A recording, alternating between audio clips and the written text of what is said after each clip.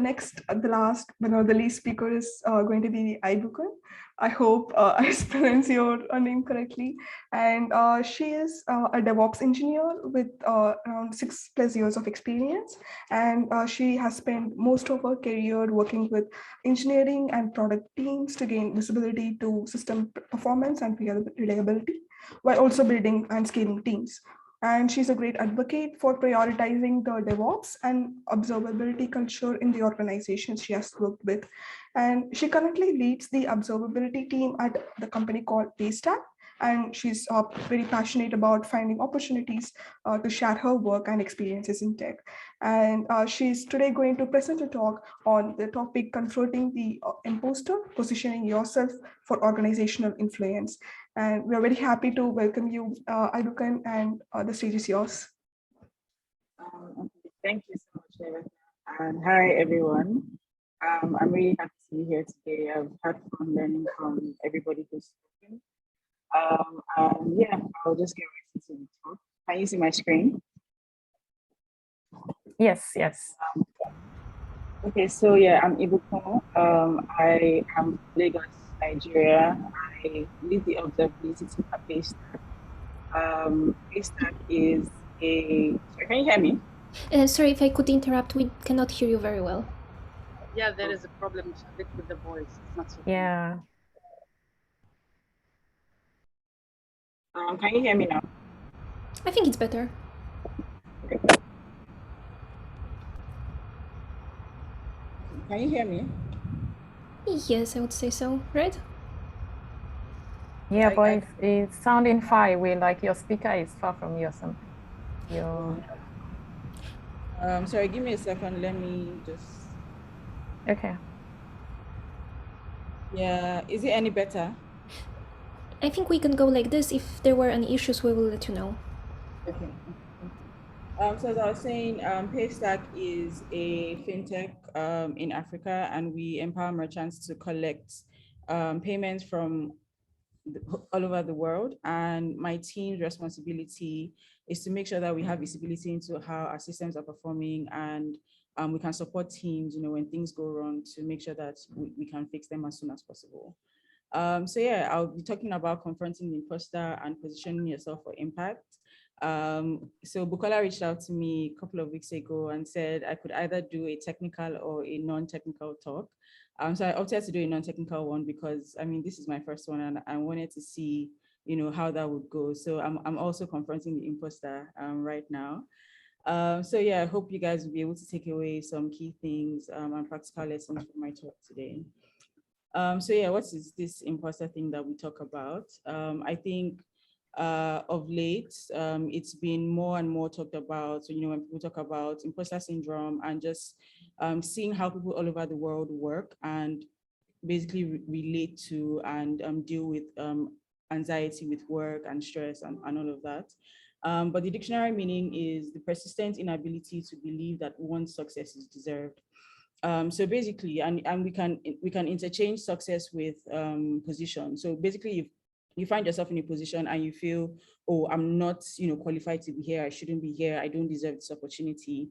And it's very common with working in tech, because we find that tech is constantly changing. We have new processes, we have new technology, and you basically find that you're trying to learn every time. You have to keep up with the trends, you have to keep up with the changes that are going on. And it's easy to kind of feel like you're losing against the trends that are going on in tech. And then that's where imposter syndrome kind of comes in, where, you find yourself in a position and you're basically struggling a bit to kind of catch up and deal with that. And it shows up in practical ways, like not going for job opportunities where you don't, because you don't have 100% of the requirements. So Niveta just gave us like a brilliant talk on, finding opportunities on LinkedIn. But we find that you go to a, you go to a job search and you see 10 things and you have 6 or 7 out of them. But then you end up not going for that because you feel, oh, I'm not good enough, to go for this role. Or not speaking up at meetings because you're doubting your contributions. Again, you're sitting in a room, especially as women, you find that the men, their voices are louder, they're speaking up, and it's kind of difficult to, first of all, physically get your voice heard. But then again, you're in the corner, just like doubting your thoughts, doubting your contribution. And that plays out with you not ending up, not saying anything at that meeting, or not, bringing your own contribution, or not taking on tasks and challenges because you doubt your skills. And for me, like, this has shown up for me in several ways where my team is a service team, and even before we became like an official team, or before I started leading the team, where somebody will ask for will come up with a request, and I would feel like, oh, I'm not sure what the answer is, so I'm not going to respond to this person. Maybe somebody else should respond. And what happens is that at the end of the day, I've missed out on that opportunity to learn and to take up that task or challenge. And the thing with imposter syndrome is, you start out with a thought in your mind that, okay, it's because I'm at this level, that's why I feel this way. So when I get to the next level, it will be better, I'll be more competent, I'll be more confident. But that's a trap, because, as you grow in your career, as you grow as a person, there are more things that you have to learn, there are more things that you have to deal with, and you get like less of a hand holding, as when you were a junior compared to like when you're a senior. So it may look like, oh, when I get this job, so like Nivetha has said, you go and you do your LinkedIn, and you're just trying and you're doubting yourself, but you're pushing through, and then you're like, oh, when I finally get this job, then yes, I'm a software engineer, I'm a backend engineer, so I can do this. And then you get the job and you realize that, oh wow, there's still so much to learn. Like, I've gone to this boot camp, but there's so much that I still need to learn on the job. And you're like, oh, you know what, when I finally get a promotion, then okay, then, I'll be good because the company has validated that I'm doing good work, that I'm doing really well. And then you get the promotion and it's like, oh, wait, I just have more work to do now and more things to figure out. And you're like, okay, no, when I become a senior, because as a senior, you look at the seniors and you're like, oh, these people, they seem to have it all, they seem to know it all. But then you get there and you realize that, oh, now your goals are even more like arbitrary than when you were a junior, because when you're a junior, somebody will give you a task and ask you to do it. But when you're a senior, the company expects you to find, problems and fix those problems. And it's like, okay, when I finally become a lead, then of course I'm leading a team, so I must be really good at my job, right? And then you realize, oh, there's technical stuff, and then there's people stuff that you have to deal with that you haven't dealt with before. And there's just more things that you find that you're having to deal with and you're having to learn. And nobody's telling you, oh, this is how you're a people manager. You do A, B, C to Z. They probably will tell you A to E, and then you have to figure out the rest for yourself, right?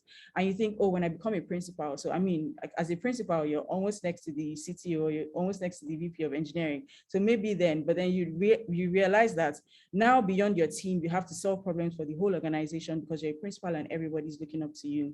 So what I'm trying to say is there's no ideal stage where you get to in your career where you feel absolutely confident and 100% confident. There will still be challenges.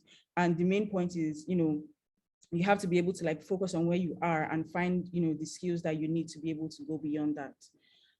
And the implications of like dealing with, or I guess giving into imposter syndrome, could look like missed opportunities for growth and learning. So as I said, if you're not taking on challenges, if you're not taking on things because you think, oh, I'm not good enough, I can't do this, what happens is you didn't know this thing before, you didn't take up the task, and you still don't know it. So at the end of the day, you're just like pulling yourself back from opportunities to grow and to learn. Missed opportunities for career advancement as well. So in companies, they basically reward people who bring value. They reward people who they see are growing. So like, you will sit on maybe like promotion councils and you hear something like, oh, this guy didn't know this before, but because he wanted to do X, he went and he learned Y. So companies actually reward that, drive to learn, that curiosity that you have, and you demonstrate to say, oh, I don't know this thing, but I'm going to take it on, and I'm going to do it. But if you're running away from that and you're giving into imposter syndrome, it means that you're going to be missing out on career advancements. Next, you're going to be missing out on building your failure muscle. And what that means for me is, when you do something the first time and you don't do very well at it, you realize that, oh, you know what, I didn't die. Like, the worst is, I got a no, or, I just didn't do well at this thing. But then that encourages you the next time. You have like a little bit more confidence to say, you know what, if I didn't die and I learned a little from this thing, then the next thing that I need to do is just like upskill on this particular area and go for it. Like recently, like I've been faced with a couple of, challenges, and in my mind, I'm like, oh, if I do this thing, I'm going to likely fail at it, but I need to do this in order to get to the next step, because I need to know exactly what to prepare for. I need to know, what I need to, improve on for me to be able to take on more opportunities in the future. So you need to be able to build up that failure muscle so that, when bigger challenges come, you have a reference to look back at to say, you know what, even if I didn't do really well at this thing the last time, it's fine because I've learned and I'm stronger and I can try again. And then I think the main the main theme of this topic is like impact. So just missing opportunities for impact. Now, I watched a video like a couple of days ago, and an engineer was sharing how he missed an opportunity, like a really well-paying opportunity. And he was talking about the things that he learns, the things that he thinks he should have done. And that was a very good one for me, because I listened to him, I was able to learn from him. And that's because he took, from his failure, and he was able to, use that, to impact somebody else. Imagine if he didn't go through that situation, he wouldn't have been able to make that impact on me or anybody else who was watching that video, right? So when you shy away from growth, or when you shy away from change, then you can't be the change that you want to see, because, how can you change people when you're not even willing to change yourself? So we kind of talked a lot about the problem, but I want to just like leave you guys with tips and, just practical examples of how you can deal with imposter syndrome. So the first thing is like finding your North Star. And this isn't just some vague thing, like we'll walk through the steps, to go through this process. And what your North Star is just basically, what is your goal? What are you working towards? What is your guiding light? So like a North Star shines very bright, you're looking at it and you're able to just like keep following the direction to move towards that North Star. And interestingly for me, I came across this like recently in a leadership coaching session, and it was a very timely one for me because a lot of, in my current company, like where I've worked, a lot of the work that I've been doing has been, just me finding problems and, either fixing them or supporting my team to like fix them. And I got to the point where it was like, oh, so all these things that we're doing now, like these were the things that we dreamt of like a year ago, 2 years ago. So what am I going to do next? How do I move forward in my career? And I had a conversation with my coach and we went through this model and I found that it was really helpful and I wanted to share it today. So I'll use myself as an example and I'll answer these questions, as genuinely and vulnerably as I can, to walk you guys through what the process is like, hoping that, you can also take this and have a conversation with somebody and find your North Star and find kind of your way around it, right? So the first thing is, where do I want to be in my career in the next dash months or years? So for me, I currently lead an observability team, but I want to be able to lead an SRE team. And the reason why, like, even though SRE and observability are very similar, there are more like practical applications of SRE. And what that means is that I want to be able to lead a team that makes more impact on the company that I'm working with, because, they're not just finding problems or enabling engineers to find problems, but they are also like practically fixing those problems as well. So that's my answer to number one. And the second thing is like, what are my strengths, skills, and capabilities? And what I like about this model is you go from this problem that seems so big, because in my current company, we don't have an SRE team. If I'm going to lead an SRE team, it means that I'm going to have to build that SRE team. I'm going to have to look for engineers who will join me in building the SRE team. And I'm going to have to convince the company that this is worth investing in, right? But I've gone from, what is this problem, to now, what are my skills? So I'm not going from like a big problem to despair. I'm going from that to like, what are my strengths? I can do this, right? And for me, my strengths are, fine, like I've done this before, I've built an observability team before, I've convinced the company to invest in this thing, so that I have that going for me, right? The second thing is, I have awesome engineers on my team who also have the same mindset, so that's great, because that's a strength that I can take advantage of, right? I also have a great team lead who supports me and who I can, ask for support, who I can ask for help. So I have I work in an environment that, encourages this, right? So again, I've seen my problem and I've seen what the great things, that I can do are. So of course, by this time, like I'm encouraged to go forward, right? So the second thing is, what do I need to learn or develop, or what roles do I need to work on to get to my North Star? Now, I lead a team of DevOps engineers, observability engineers. But then if I'm going to build an SRE team, it means I need to be able to lead software engineers as well. So one, I need to build my capability more in software engineering, and two, I need to also build my leadership skills so that I can encourage every member of the team to contribute and to grow, because now I'm leading a more diverse team, right?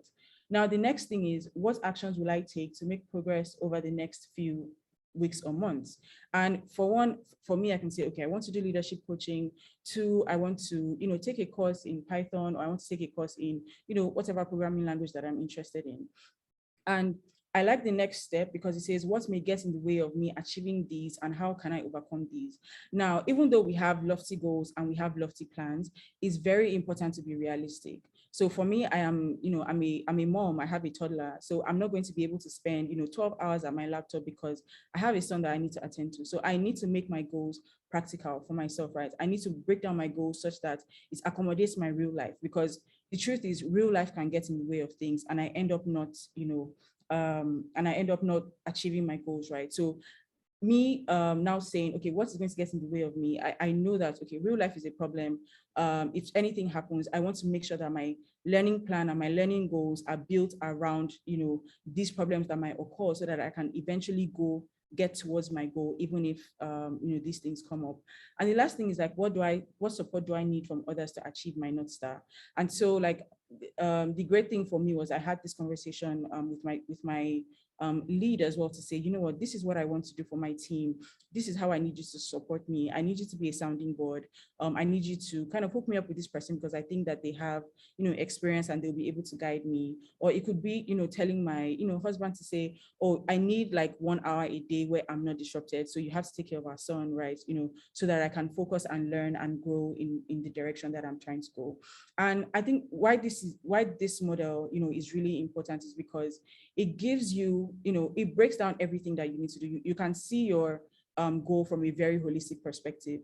But then along the line, as you go and you find things that will distract you, you're able to kind of remind yourself that, oh, this is my North Star and this is where I'm going, and this is the reason why I need to do this. So for example, if you're trying to be an engineer and you're trying to take a series of courses, and you know that in 6 months' time, I want to be able to apply for jobs, right? When you get to maybe 3 months and you've done your first course, and you start seeing jobs that are interesting, instead of turning down jobs because you only have 6 or 7 of the requirements, you remind yourself that, wait, in the next 6 months, I want to be an engineer. That is my North Star. And that informs you to go and apply for that job, right? Or if you're sitting in a meeting, so take for instance, I'm sitting in a meeting and there's a conversation going and I feel, oh, I don't want to contribute towards this because for some reason, like I'm shy or I'm not sure. But I remember that if I don't speak up now, this is going to affect my goal of becoming, the SRE lead or building an SRE lead team for the company. Then I have to remind myself, you know what, you don't really have a choice. You kind of have to speak up if you're going to go towards this North Star. Now, just based off of this model, I'll still talk about some other things that you can think about. So next is like, what problem do you want to solve? Now, the North Star is very focused on you, right? It's very focused on your goals and your dreams, but impact goes beyond you, right? Impact goes, you're trying to impact other people. You're trying to impact your organization. You're trying to impact people who follow you on LinkedIn and maybe read your articles. So you now take your North Star and say, what problem can this solve for other people? So for me, if I build an SRE team in my company, it means that, we are more reliability focused. We have more capabilities to deal with reliability issues across the company. And then the second thing is I can also share my journey with people who are following me, because that's something I'm passionate about, right? So for me, the problem I'm trying to solve, on one hand, for my company, reliability, on the other hand, is also just like helping people to be able to follow my journey and to be able to kind of just like go on the path that I'm going without as much, trouble as I've gone through. And I think early on in my career, one thing I realized was that I couldn't find articles online that really explained observability. A lot of the things that I read about, or a lot of the podcasts that I read, they were very complex. So what would happen is I would read like one paragraph and just try to practicalize it so that I could relate to that. And then so I could read that article over months and sometimes even years. Like recently, I went back to a podcast that somebody shared with me like years ago. And I realized that, oh, all these things that I didn't understand then, I understand them now. But then the problem I found with that was that, people want to be able to like follow these things now. They don't want to be able to come back to it like years from now to say, oh, now I understand it. So one of the things that I thought about was, okay, why don't I share articles that are, simplified so that other people can, follow my journey, so that other people can learn from me, right? So that defines the scope of my impact. So in my company, I know how working towards my North Star affects my company, but I also know how it affects people outside of my company. And that informs the choices that I make, for instance, to come on this talk to talk to you guys. And then what is your unique selling point? So again, I talked about how I found a lot of things that were complex, but for me, my unique thing was I wanted to be able to make these things really simple for anybody. One of my recent articles was, sharing with non-engineering people how they can contribute towards observability goals. And for me, like, you don't just like, observability doesn't exist in a vacuum. You need product managers, you need customer success managers, you need engineering managers, right? How can these people understand what you're doing, understand your goals so that they can contribute and make your life easier, right? If I went and I wrote like a very technical article, it probably wouldn't like really, not many people will be able to relate to it. But knowing that my unique thing is wanting to like break down these things so that anybody can read it, anybody can follow. That drives, my decisions around, how I share my articles, the content of my articles, and the tone of my articles. And then the next thing is learning precedes impact. So you're not just going to, get up and be this like impactful person, that you dream about. You're going to have to learn, you're going to have to research, you're going to have to make mistakes, and you have to be able to, as I said earlier, like make your goals very actionable, make them very realistic, right?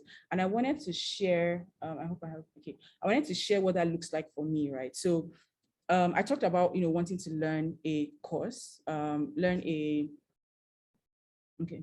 I talked about wanting to learn, a programming course because I want to be able to like help the people on my team or the programmers that I'm going to hire in the near future. And what that meant for me was, okay, so this is Notion, right? And you can see that every week, at the start of every week, I've broken down my goals. I want to be able to get through this course in a few weeks, right? But then with every week, I have 4 sections or 5 sections that I want to go through. And as I complete them, I go and I mark them, as completed, right? So yay, I finished section 10.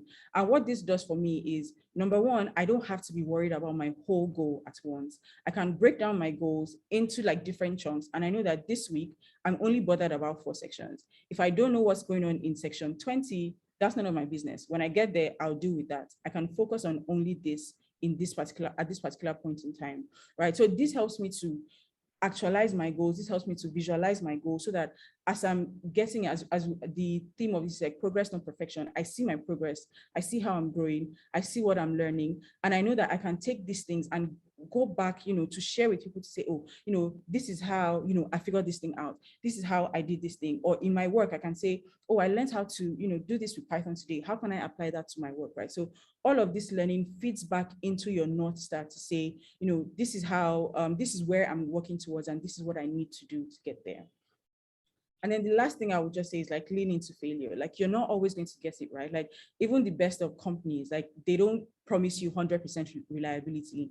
AWS will tell you, will give you, 99, so 99.99999 whatever percent reliability. And even with companies like Google has this service that they run where every now and then they take it offline so that people who are dependent on that service don't think that, oh, this thing is going to be up 100% of the time, right? So that is how, that's how reliability works. It's never going to be 100%, right? So you have to, first of all, acknowledge the fact that I'm not going to get it right all the time. Sometimes I'll be behind my learning schedule, but that's okay because, I'm still making progress. I can still adjust because at the end of the day, I want a realistic goal. I don't want something that, I would just like achieve and not have gained anything from it. Second of all, you might be, on this journey towards your North Star and you find yourself in a meeting where, you want to speak up, but then you don't speak up, but then you're forgiving of yourself to say, even though I didn't this time, why didn't I speak up? And how can I kind of address that in the next meeting so that I don't miss out on, giving my opinion? Or even if you do, and then you say rubbish, like that's fine as well, because one, as long as you don't keep saying rubbish and you learn from, the fact that, oh, I made a mistake here, but next time this is how I'm going to address it, right? Then you progressively are growing, you progressively are changing, and then you will look back like a few years or a few months down the line and you see, oh, this is where I started from, and this is, where I'm trying to go to. And the last thing I would just like end with is like you belong in the room. So this is one thing that I've always tried to remind myself for the past few years to say, if I've worked really hard to get here, then at this point in time, I belong in this room. I should speak up because my opinions matter, right? And it doesn't matter if like, I shouldn't be worried about, oh, am I going to belong in the room tomorrow? And the reason why is because I know myself, I trust myself to continue working towards my goals. I trust myself to continue growing. And I know that at every point in time, you know, I'm going to keep earning that position that I have in the room, but I'm not going to waste it, right? And the way I kind of think about it is, if we sit in a room and all of us have like a slice of pizza, right? And all of us need to kind of drop our slices to make the whole pizza. If I don't drop mine, then the conversation is not whole, right? The perspectives are not whole. Everything, like something is missing from the conversation. And it doesn't matter if I was going to be right or wrong. The most important thing is that I have asked my questions, I have spoken up, you know, I have basically aired my opinion so that people can, even if it's wrong, at the very least, you've shown people that, oh yeah, maybe this alternative isn't right, but like it brings us closer to the right alternative, right? And then at the end of the day, what's most important is that we can make a decision and we can move forward and we can also learn from it. So thank you so much. That brings me to the end of my talk. You can connect with me on LinkedIn, Ibukun Itimi, or Twitter, but well, I'm more like work related on LinkedIn. But you can connect with me, and I really look forward to chatting with you guys. Thank you so much. Thank you so much for this insightful talk, Ibukun. I think it was very inspiring for us all.